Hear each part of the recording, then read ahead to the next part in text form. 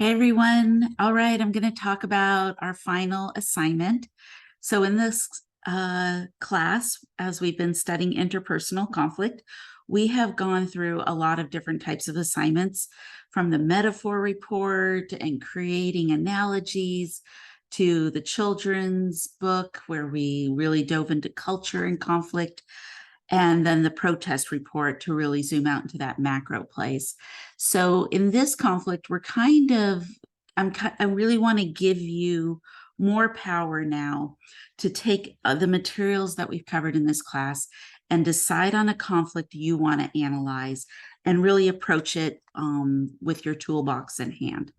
So one of the things I wanted to say about this conflict, which I think is really, or this paper in particular, this conflict assessment paper, is I want you to choose something that you have a connection to.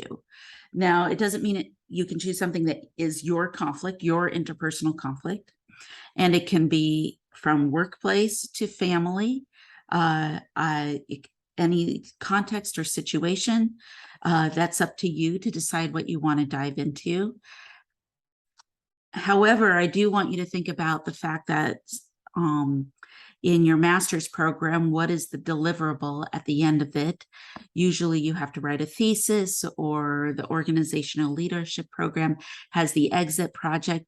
This is a great opportunity to do a conflict analysis of the organization that you are going to analyze, if that's your assignment or whatever it is. You could actually create something that maybe needs to be adjusted for your final exit project, but you would already have something of substance that you could use. So think about this as an opportunity. And if you're still trying to decide what to do for your organizational leadership exit project, I would say that this could be a way to explore one of your ideas as well. So there's lots of different ways to approach this. But when we think about your causal relationship or your interdependent relationship to the conflict, I do want you to have some connection. For example, the protest report, even if we have relationship and identity to the protests that we chose, the time and locations are so removed, I wouldn't really consider those as topics for this type of paper that I'm looking for. I hope that makes sense, but if you want to jump on a call with me, we can talk about any ideas or how it could fit in with this assignment. And it could be a really quick call if you don't want to do a full appointment thing. Let's see, the next thing I was going to do is share my screen and kind of go through the assignment itself. So here we are in the assignment. In fact, I'll click into student view so it looks how you see it.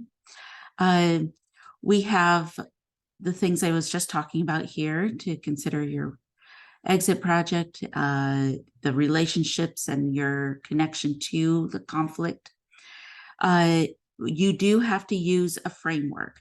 So I'm going to talk about the frameworks right here and click into them. Here's an overview of all the frameworks, which we've talked about throughout the term, but we're going to see them right here laid out. So there's Hocker and Wilmot's interpersonal conflict, which we used in the protest report and we just were covering recently. So if you choose Hocker and Wilmot, what you would do is you would look through the conflict assessment guide and choose 3 to 4 that you would want to really do the deep dive in. And I want your paper organized by the conflict framework. So for example, this one is already outlined and you would insert your information into this outline. It's these need an introduction and a conclusion, and then 3 or 4 of these. Same for all of these. All of these are written in a way that is very carefully organized. Use that organization for the paper. Don't reinvent a new organization. I want to see the framework and how you're sliding into the conflict into that framework. So we've already talked about Hocker and Wilmot, and the conflict mapping guide. You are required to make a map, no matter which framework you use. You have to make a conflict map for your interpersonal conflict. But the conflict mapping by guide comes from Wehr. So if you wanted to really dive into that more, you already have a familiar language where you would, the summary of the description, the conflict history, conflict context, the parties, who are the different parties. We covered this already. So you might already be familiar with some of this verbiage and how to insert into it your conflict. Now, again, this, I would say for Hocker and Wilmot, for all of these, if you were to choose every single thing on here, that's a minimum of a 20 to 25 page paper, which is not this assignment. I'm looking for 5 pages. So that means that you can't necessarily use every single thing in here. And I'd like you to show your critical thinking skills on what is most relevant for us to get into the weeds on this interpersonal conflict. For example, if you chose this one, if I just get a summary of the conflict and then the history, and then you just skipped all the way to solutions and a conclusion, I would feel like you had just stayed too much on the surface of the conflict. I do think you need to get into some of the weeds so I can see how you're applying perceptions and goals and identity and culture into it as well. Carpenter and Kennedy is also one you can choose. This one is good for when you have a lot of different parties. So remember Hocker and Wilmot's definition when we say that they're between at least 2 parties, between at least 2. So this is where we're going to have a lot more parties or more stakeholders or people who have goals or interest in the outcome of a conflict. And Carpenter and Kennedy really want to go into a qualitative research where you are really identifying the different positions and issues and goals for each party, and then you kind of line it up in this table, which is different than the conflict mapping guide type of framework. And then you would go through all of these different things. Again, choosing 3 or 4, I think, for a 5-page paper would be more than enough. If you choose too many, you'll probably get frustrated. Carpenter and Kennedy, I had a student who did this for when she had 3 or 4 other siblings, and who their parents had passed away recently, and they were in an inheritance conflict of what to do. And so she interviewed, and they all agreed to be interviewed, and she used Carpenter and Kennedy to interview all her siblings, laid out the table, and wrote a paper of what the conflicts were that were going on with them, with dealing with the death of their parents and the inheritance. And she gave the paper at the end to all of her siblings to help figure out a way to find resolution and manage it. And it turned out to be pretty productive. So there's an example of a way that you could use this paper for an interpersonal conflict that you're actually involved in and apply what we've been learning.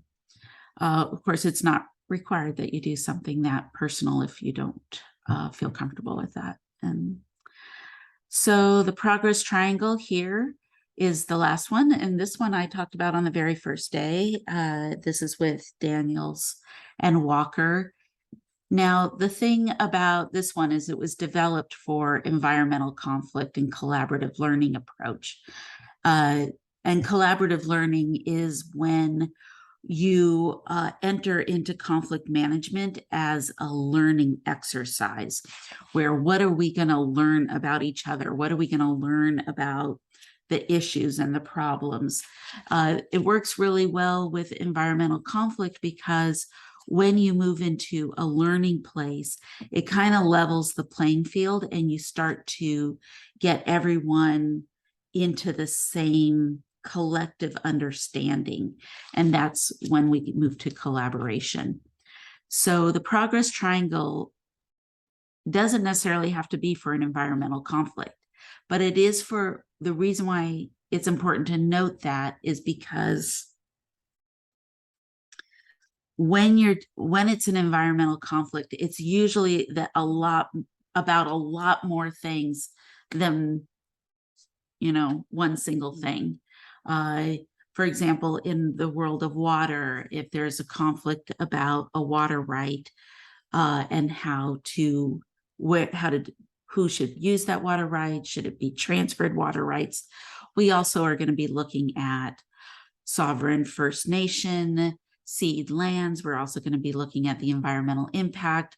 We're going to be looking at federal laws and state laws. It's just understanding procedure and the complexity of procedures, understanding the relationships of parties, and then the substance of the issues can be a lot more technical and complex. So I would say the progress triangle, it would be a great one for an organizational analysis when maybe you have your group who's experiencing a conflict with a lot more other groups, or with the way the organization has flow of funds and communication.